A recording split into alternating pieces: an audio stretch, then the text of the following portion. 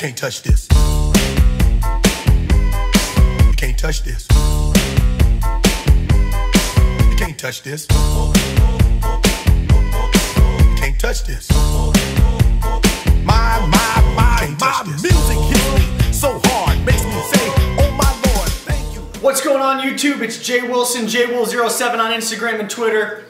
Numero uno episode of Ask Away with Jay. First question comes from Nelson Eusebio, and he's having some issues with diatoms. So instead of just going, oh yeah, here's about diatoms, I did a little research, asked a few questions to some close friends to find out some more of why he could be having these issues. The first thing I was going to say was turn off your lights. So here's the deal.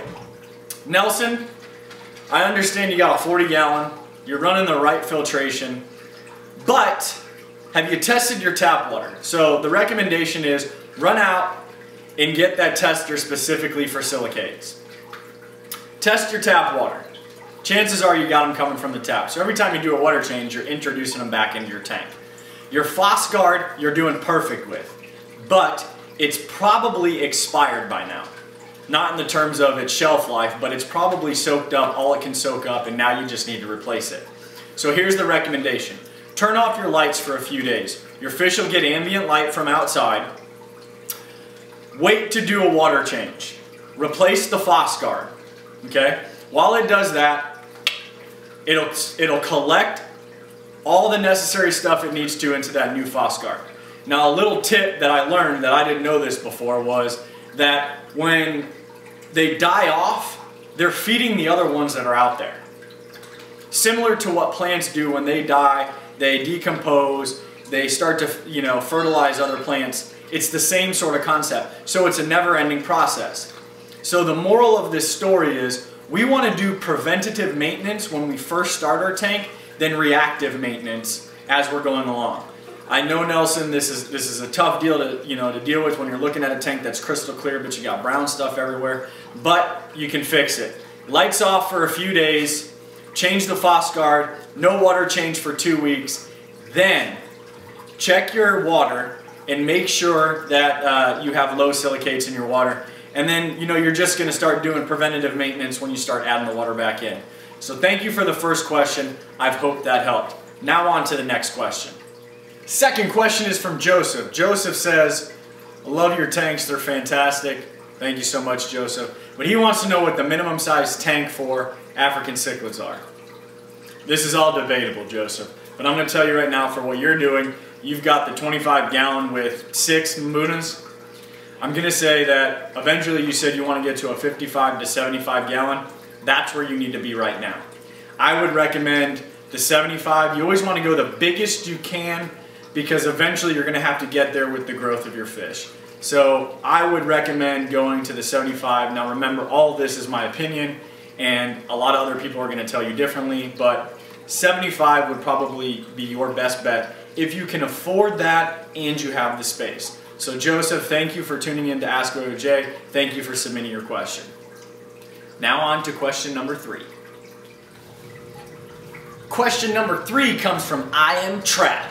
Thank you so much for watching the videos, I Am Trap, and I'm glad that a few of us in the hobby could have motivated you to be in this hobby, especially with African cichlids. So I Am Trap's having a problem with his 210-gallon tank. He's got quite a few cichlids with quite a different size range, but his main issues are it's starting to become cloudy and there's a lot of air bubbles at the top. He's running 2 filters. They're perfect for the size of the tank he's running. But here's the thing, I Am Trap. With your size tank and the filtration that you're using, in my opinion, I might go and check to make sure that I have the necessary mechanical and bio. From what you told me, you do, but just double check. You might want a fine filter pad in there to maybe clean up the water. The cloudiness could be another algae bloom. Have you over cleaned your tank recently? Have you taken everything out and scrubbed it completely down? Because you don't necessarily want to clean everything down to brand new. I know that I may be preaching to the choir when I say that, but some people get that advice and they roll with it and they wonder why their tank recycles every time, because you're taking that beneficial bacteria right off every time you do that. So just double check with that. Also check your water. When you're putting it back in, are you just sparking another cycle because of everything that you're doing? From the cleaning to the water, are you taking too much water out? All of these things go into play. So after you see this, check those things out, and then let me know in the comments if that's helped. If that hasn't helped, maybe we can dig a little deeper, because I'm only getting a little piece of the information. You know, are you cleaning too much? Are you doing too big of a water change? Things like that. As far as the bubbles at the top, now you said you're running 2 HOBs and you're running 2 canisters. You've got quite a bit of filtration on there, but is there air trapped in one of those filters somewhere? That's the deal. It's the only thing I can think of as far as air bubbles. I know they can be frustrating. So on those Suns HW304s, there's that big blue primer. Why don't you go ahead and press down and hold for about 3 to 5 seconds. I know it's a pain in the butt. I've got them. Hold it down, release, hold it down again, release. Do that 3 times. See if the air that's trapped in there comes out. If not, what you might have to do is just disconnect, pull it apart, and see what's going on in there. There may be some air that's getting trapped because of the media that you have in there. Kind of clean it up a little bit. I'm not talking a deep clean. I'm just talking, you know, a nice little rinse, and see where you go from there. I am trapped. Thank you so much for watching. I hope that that helps. The cloudy water could just be a quick algae bloom. It could be phosphate issue. How long are you leaving your lights on for?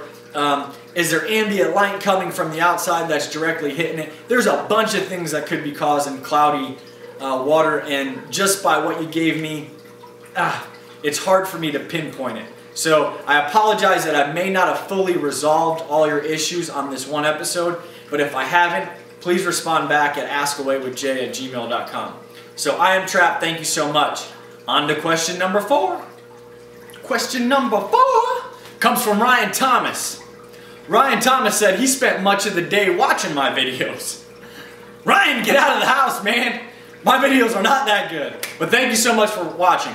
Ryan said he used to be in the fish game, and then he got out because he had to go back to school. Well, I'm going to tell you something, Ryan. You didn't have to go back to school. You went back to school, and I'm proud of you. And I'm not saying that in a cheesy way, because there's only one thing in this world no one can take away from you, and that's an education. So kudos to you, Ryan. But Ryan wants to know, hey, look, I want to start a tank. I want it to be 150 gallons, and he wants some advice. He was looking at my tank. He seen that I had all this Texas Holy Rock from Universal Rocks, and then I didn't. Why? How many pieces I had in there? What was going on? Look, Ryan, if you look at my tank and you look at the beginning all the way till now, I am a rescaping maniac. I like to change. I don't like permanency. The only thing permanent in my life is change. So let me give you some advice. I do appreciate you emailing me, and I do appreciate you watching my videos, because if you didn't watch my videos, I'd probably be the only subscriber of myself.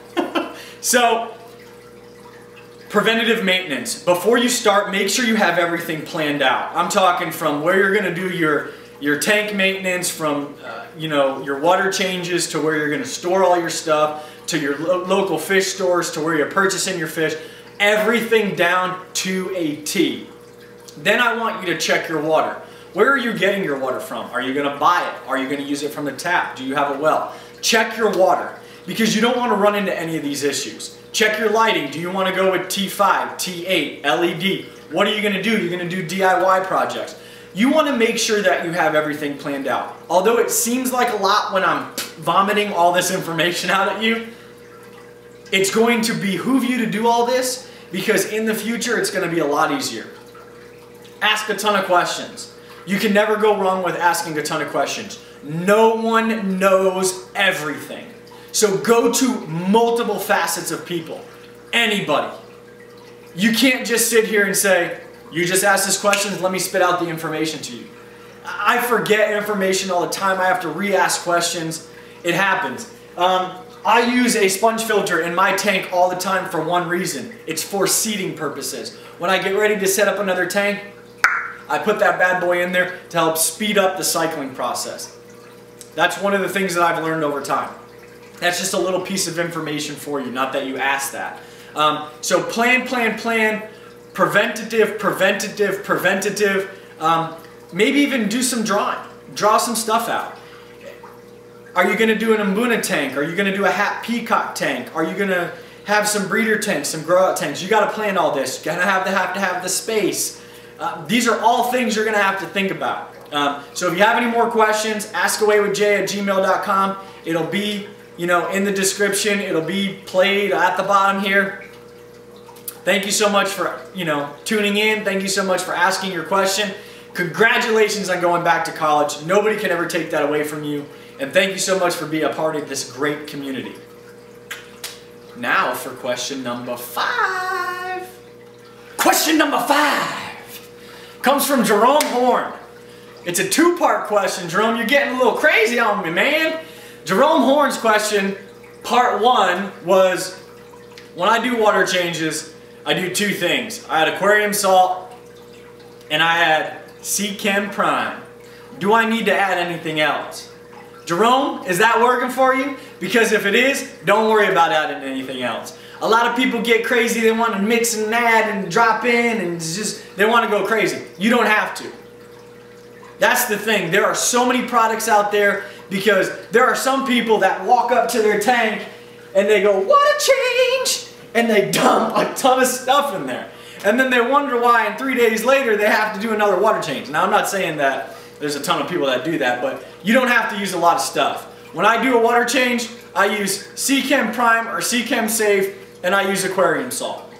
Now, occasionally I've been using fluid filter medium, but I don't know if I'm going to be using that going forward, and I'll do a video on that later. Now, I do use cichlid salt, and I'm thinking about using cichlid trace from Sea Chem. I've been doing a little bit of research on the product. Now, I do research before I utilize a product because I want to create a natural habitat for these guys and some of the girls that I have. And the reason being is because I want them to be at their brightest, their healthiest, and the most natural, like I said.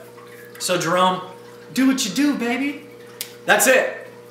If salt and prime are working for you and your fish are healthy, they look good, they're eating, and you're disease-free, why change?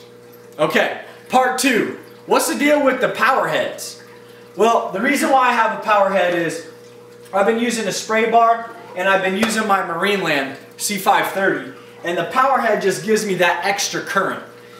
My fish do like it. Some fish don't like it. So go to a big box store that has a really easy return policy, Jerome. Try it out. Some people use it in a saltwater tank because it's necessary. In an African cichlid tank, is it necessary? Debatable. My opinion is I like it. The reason why I like it, and you could probably ask quite a few people on their channel, is you can create a movement to push the doo-doo towards your intake. Less maintenance. So it's just making it a little easier. Some of my fish actually like to hang out on the side of it. Some of them actually like to get a little workout. Those are my physically fit fish. So there really is no right or wrong answer on having one or not having one. That's pretty much it, Jerome. As far as you being a veteran, I do thank you for paving the path for the future veterans, and thank you so much for serving our country. So Jerome Horn, thank you for submitting your question to Ask Away with Jay. Thank you so much for the other 4 people that participated in the first episode of Ask Away with Jay! Yeah! I hope this series takes off. This was the first episode. I wanted it to be quick, fast, fun, and informative. I don't want to give you guys and girls BS. That's not what I'm about. I'm going to give you my opinion, but the opinion is going to be to the best of my knowledge, and if I don't know, then I don't know, and I'm going to find out for you. So, I hope I've given you all the information that you needed. Keep sending those questions in. I've got some on the back burner for the next. I'm going to do 5 questions in one episode each time. Episode 2 will be coming next week. Thank you so much for tuning in to Ask Away with Jay. Thank you so much for subscribing. Please share, please like, please comment.